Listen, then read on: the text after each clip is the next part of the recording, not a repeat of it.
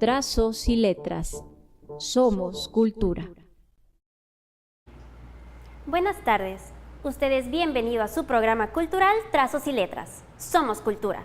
Soy Amanda Romero. Escriba sus comentarios y opiniones a las direcciones electrónicas que aparecen en pantalla.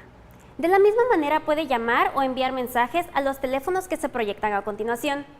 Transmitimos desde el canal 35.1 de señal abierta, www.ujat.tv, y nos escucha a través del 107.3 de frecuencia modulada. Nuestra invitada de hoy es Cecilia Rosen, estudiosa y aplicadora de la comunicación pública de la ciencia. Cuenta con una significativa experiencia en radio y comunicación. Cecilia Rosen, esta es su casa. El tema que abordaremos hoy es la cultura de la comunicación científica. Maestro Hugo Angulo Fuentes, el micrófono es suyo. Adelante con la entrevista. Sean bienvenidos todos, comunidad universitaria y tabasqueña, a este programa Trazos y Letras. Recuerde que todos somos cultura. En otros programas usted habrá de recordar ese énfasis que había compartido con ustedes de que Trazos y Letras es un programa que pertenece a la Secretaría de Servicios Académicos y a su vez a la Dirección de Difusión Cultural. Y cada vez que nos encontramos con el privilegio, la oportunidad de compartir ciencia conectada al ámbito cultural y a las artes, es para nosotros un deleite. Y no queremos dejar de aprovechar la oportunidad de la visita de Cecilia Rosen, doctora en la misma área, comunicación pública para la ciencia o las ciencias, que estés aquí. Bienvenida seas, Cecilia Rosen. Muchísimas gracias, Hugo. Es un placer estar aquí con ustedes en la UJAT. Y bueno, con además el privilegio de que Cecilia, ya lo había comentado Amanda en la introducción, tiene una experiencia ya significativa en los medios de comunicación, radio y televisión, así que bueno, vamos a conversar duro y tendido sobre esto. Claro que sí. El tema cultura y ciencia parece que están muy ligados. Es una relación, un binomio indisoluble. ¿Es así? Sí, claro. De hecho, bueno, una primera tensión que encontramos muchas veces, por ejemplo, ustedes habrán visto que los medios de comunicación dentro de las secciones de cultura, a pesar de esta relación tan natural que puede existir, pensar que la ciencia es parte de la cultura, muchas veces se cubre aparte, ¿no? Y entonces pensamos en las secciones de cultura de los medios de comunicación y en general aparecen las artes, las letras, todo el ámbito de desarrollo cultural. Y una pelea, que hemos tratado de dar desde el campo de la comunicación pública de la ciencia y desde la divulgación es justamente abrir el espacio de la cultura para la ciencia, porque si bien teóricamente y formalmente la ciencia, por supuesto, forma parte de nuestra cultura, desde el periodismo y desde la comunicación muchas veces existe esta separación.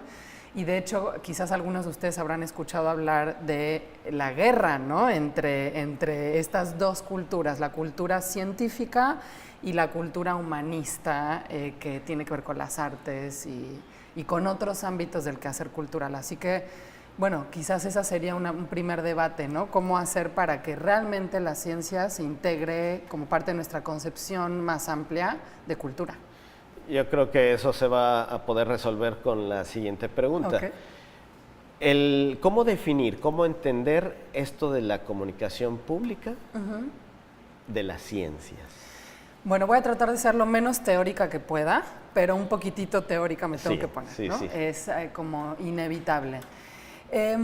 La primera cuestión que hay que decir es que que el campo de la comunicación pública de la ciencia es dos cuestiones que están íntimamente relacionadas. Por un lado es un campo profesional.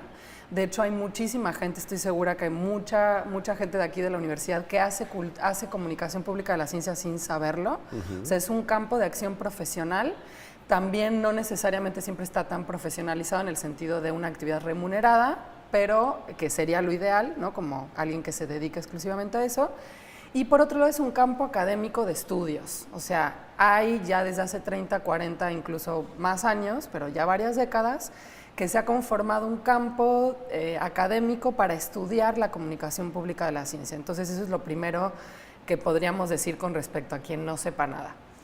Ahora, ¿qué significa hacer comunicación pública de la ciencia? En general lo entendemos como toda la comunicación realizada por diversos actores, pero que intenta trascender el ámbito de la producción de conocimiento científico. Entonces, en este caso, y ayer una de nuestras colegas muy bien decía, sacar la ciencia del closet. Me pareció una idea como una buena metáfora, ¿no? Sí, una metáfora muy precisa de lo que queremos hacer. O sea, queremos que el conocimiento trascienda el ámbito desde el cual se produce, pero también al mismo tiempo que en esta relación, en esta intención de hacer pública la ciencia, también la sociedad o el resto de la sociedad, porque obviamente la ciencia también forma parte de la sociedad, a su vez se meta a los laboratorios, a las instituciones científicas. Entonces también sería sacar al público o al lego, al público lego, a los no expertos, para que también vengan a las universidades y tengan algún tipo de diálogo con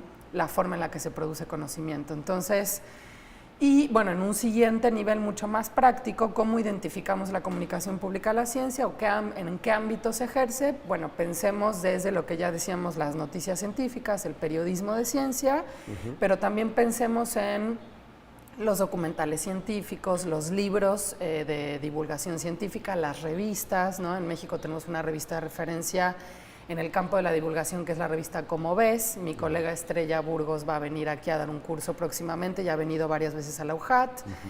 Obviamente los museos de ciencia, que también México tiene una tradición riquísima en términos de museografía de ciencia, y muchos otros ámbitos donde lo que se hace es tratar de que el público no experto acceda al conocimiento científico. Eso sería la comunicación pública de la ciencia.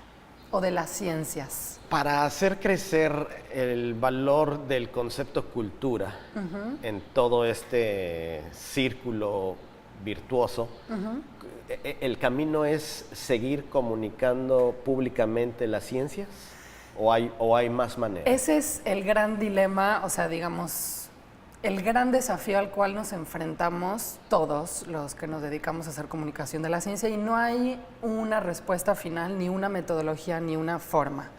Yo creo que algo muy interesante para quienes estamos siempre vivimos en las grandes capitales, ¿no? En mi caso, que he vivido en la Ciudad de México, en Buenos Aires, de pronto tendemos a pensar que que lo que nosotros hacemos en ese ámbito puede trascender y puede ser trasladable a cualquier contexto, y sin embargo, cada vez que viajamos y salimos y vemos otros contextos y otras realidades, nos damos cuenta de que no es así. Entonces, la respuesta es muy contextual, o sea, depende de las necesidades y los objetivos y de los públicos con los que contemos. Entonces, algo que estamos revisando estos días en un curso que estamos compartiendo aquí en la UJAT es reflexionar y empezar por el principio, en el sentido de qué quiero comunicar, para qué lo quiero comunicar, y entonces a quién se lo voy a comunicar, qué metodologías voy a usar, etcétera. Sin duda que todos los ámbitos, como es este programa, donde se habla de cultura y en el cual se vaya incluyendo cada vez más la temática científica, creo que apunta en esa dirección y es bueno, ¿no? Y también quizás esta cuestión que nosotros, de pronto, quienes estamos especializados, es como un error, de pronto, que es la hiperespecialización, y entonces ponerle a todo la etiqueta de ciencia.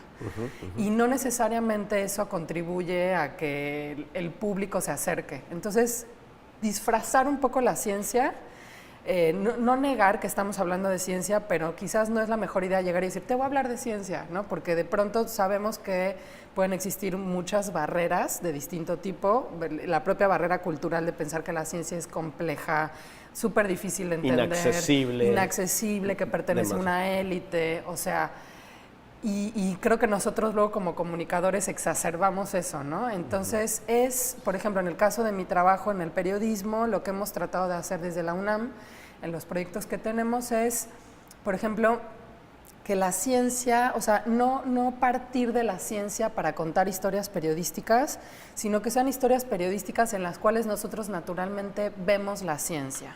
Entonces, bueno, ayer en el curso, por ejemplo, hablábamos del tema del aeropuerto, que tiene muchísimas vertientes científicas, pero basta abrir cualquier periódico o ver la agenda noticiosa para encontrar que hay muchísimas conexiones vinculadas con la ciencia y que se nos pasan, ¿no? En el periodismo en general no las vemos y hay mucho que hablar respecto a la ciencia, la tecnología y la innovación vinculada con los temas que están en la agenda pública. Entonces, bueno, esos son algunos caminos, me parece que hay muchísimos y creo que la idea es justamente ver en cada contexto qué es lo que se requiere, ¿no? Ok, mencionaste dos palabras en esta intervención, jugar con la ciencia, supongo que tampoco minimizarla, ¿no? El juego no implica minimizar, desvirtuar, y la otra es el uso de las narrativas. Sí. ¿Son técnicas adecuadas para poder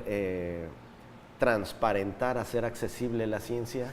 Sí, bueno, por ejemplo, una cuestión que nos hemos enfrentado quienes venimos más del periodismo noticioso, un poco más formal, es esta cuestión de que, y voy a decir algo que es conocimiento común, digamos, saber popular, nos gusta escuchar historias, o sea, nos gusta que nos cuenten historias.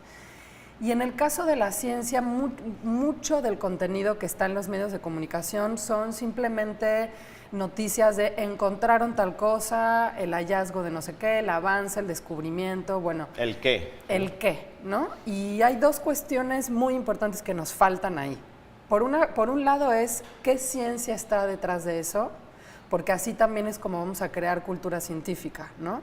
Cómo saben lo que saben, o sea, cómo llegaron ahí, pero también contar las historias que están detrás de eso, porque siempre cualquier avance, descubrimiento, hallazgo o resultado que tengamos de la ciencia es producto de una historia. Y entonces no es caricaturizar necesariamente a la ciencia ni restarle la entidad de autoridad epistémica que tiene, sino que es contarle al público, bueno, por qué los investigadores quieren investigar eso, qué expectativas tienen, cómo se construye un camino de conocimiento, ¿no? Vamos a seguir conversando de esto. Cecilia Rosen, gracias por estar con nosotros. Trazos y Letras, soy Hugo Angulo. Enseguida volvemos, vamos a un corte.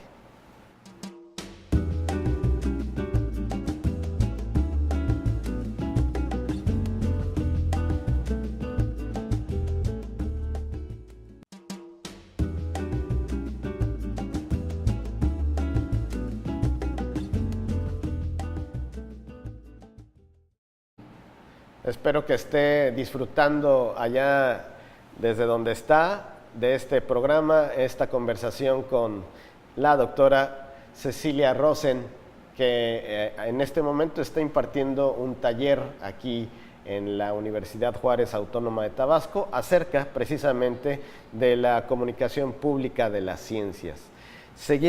Estábamos en el bloque anterior, estabas dando esa explicación de la metodología para hacer más clara la ciencia, transparentarla, hacerla más accesible para los distintos públicos. Sí, decíamos que hay como dos cuestiones importantes, ¿no? Por un lado, que nosotros los comunicadores entendamos la ciencia, y eso muchas veces requiere tener que ir a las fuentes originales, entonces leer artículos científicos, acudir a conferencias especializadas para entender qué argumentos, qué evidencia, qué información es la que le permite a un científico, una científica llegar a X o Y conclusión.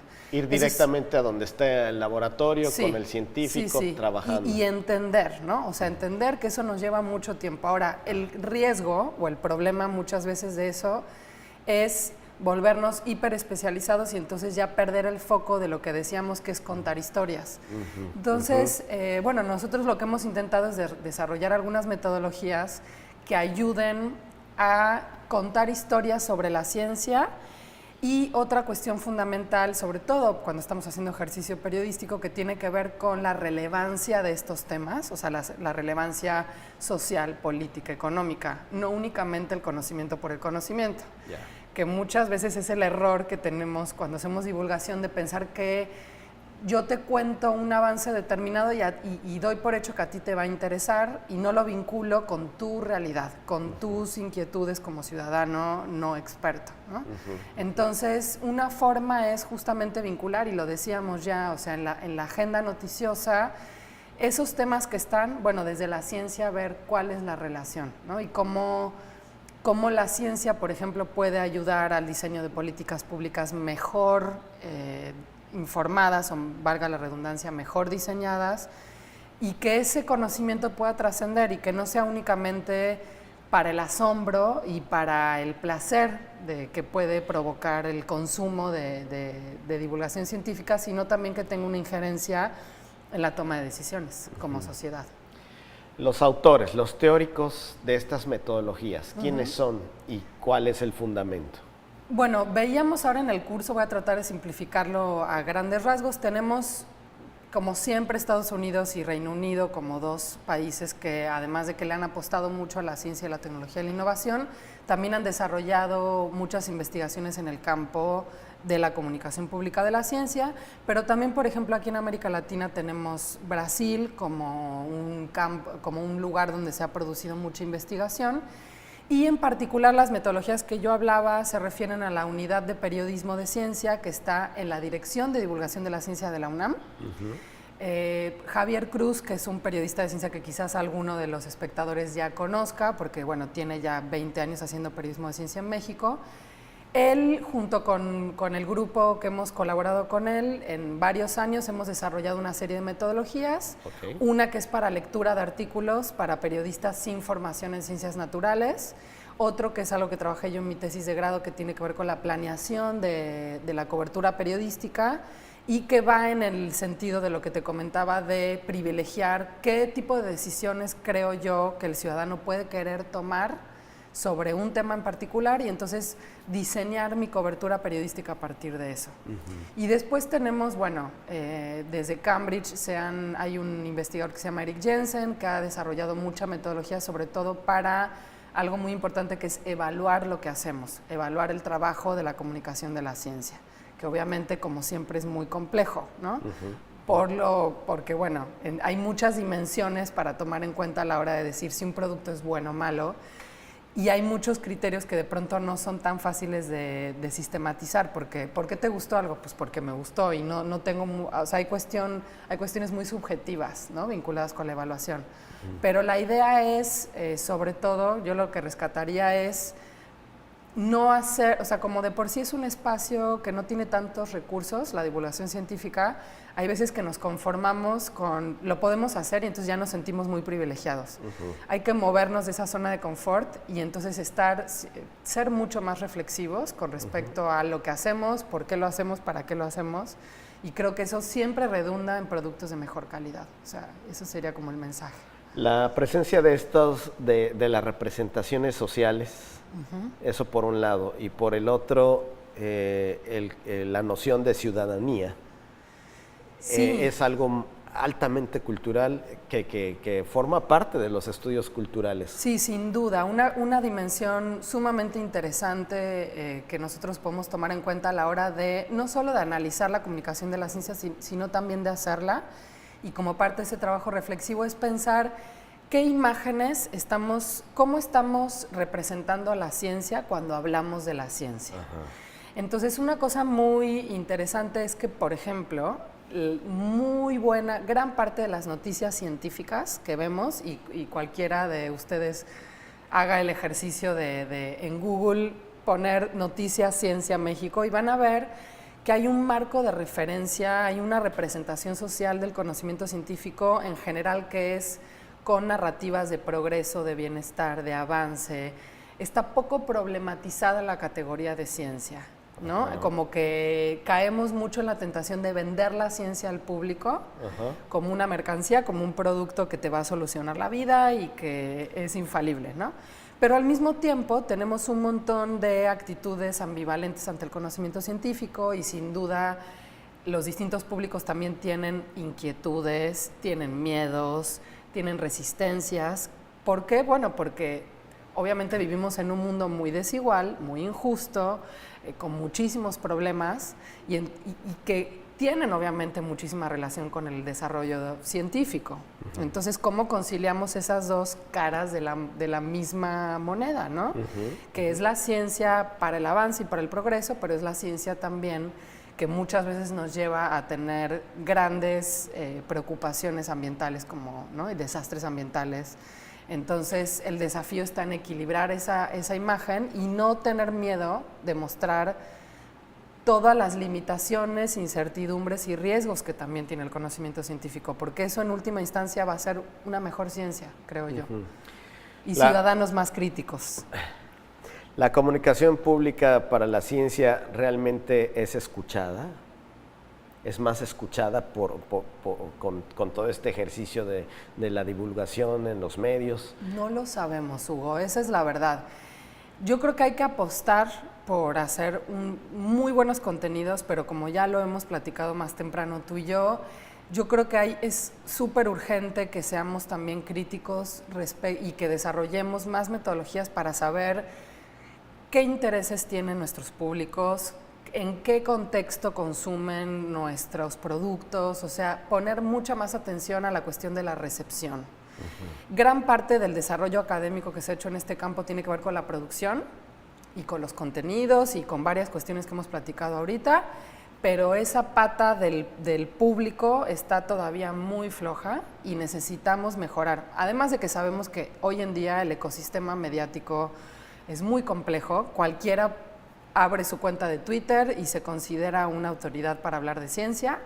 Entonces tenemos un gran desafío también con respecto a eso, ¿no? Y creo que el camino es profesionalizarnos, o sea, hacer un trabajo remunerado, profesional, con metodologías concretas, con mucha autorreflexión de nuestro trabajo, y creo que eso a la larga va a crear también un mercado para la comunicación de la ciencia. O sea, es sorprendente, pero hay mucha gente que no necesariamente cuenta con estudios universitarios y que tiene un gran interés en este tipo de productos y tiene muchísimo que decir también con respecto a la ciencia, ¿no? Entonces no hay que marginar tampoco a ese sector de la sociedad que es muchas veces el que más necesita consumir lo que hacemos. El poder de los mensajes en toda esta temática de la comunicación pública para las ciencias, ¿en dónde crees que funciona mejor? ¿En la televisión, en la radio, en los museos interactivos? Yo creo que también depende de qué mensajes queremos dar. Yo tengo el sesgo de venir del periodismo y entonces el periodismo me parece un ámbito que va muy en la línea de lo que ahora estábamos conversando, o sea, de crear ciudadanos críticos, de interpelar a la ciencia y cuál es el lugar social que tiene el conocimiento científico hoy en día, ¿no? No solamente ver a la ciencia como algo alejado. Al final, en México, la mayor parte de los recursos con los cuales se hace investigación científica provienen de nuestros impuestos, ¿no? Son recursos públicos. Entonces, me parece que, bueno, o sea, llevándolo al ámbito del periodismo, yo creo que el periodismo para ese tipo de mensajes es el canal adecuado. Pero igual de importante es seguir promoviendo los museos, los planetarios, obviamente las revistas de divulgación, la radio, o sea, todos los medios, porque creo que también cuanta más información, cuanto más abramos ese espacio, va a haber mayor riqueza, mayor diversidad y mayor pluralidad para hablar del conocimiento científico. Entonces, todos son válidos y necesarios. Por mi sesgo, yo creo que el periodismo necesita mucha más ciencia de la que tiene hoy en día. Pero bueno, la ciencia ha estado contigo a lo largo de la vida. Antes de ser periodista, ¿cómo te acercaste a la ciencia? Es una pregunta muy interesante. Yo empecé, o sea, realmente cuando me di cuenta de que me interesaba mucho la comunicación de la ciencia fue a través de mi actividad como buza, porque yo tomé varios cursos de buceo en la UNAM, de hecho, bueno, después lo empecé a practicar un poco de manera más profesional y allí estaba en constante contacto con biólogos, sobre todo biólogos y biólogas, y allí me di cuenta de que era un ámbito muy poco explorado para la comunicación y de mucha riqueza. Entonces así empecé yo, ¿no? En la trinchera, en el campo, sí, ahí sí, en el sí, lugar ahí donde en el mar y bueno, todo el tiempo conversando y siendo muy curiosa con mis colegas buzos, muchos, como te decía, biólogos, y haciéndoles preguntas y ahí me daba cuenta de que me interesaba esa materia. Okay. Pero la llegada puede ser por muchísimas vías, ¿no? Muchísimas gracias. No, al contrario. Cecilia Rosen, encantado que estés aquí. Esta es tu casa y toda vez que vengas, ven a disfrutar de los manatíes, los pejelagartos, los lagartos. Esto ha sido Trazos y Letras. Gracias por estar con nosotros. Soy Hugo Angulo. Nos vemos hasta la próxima.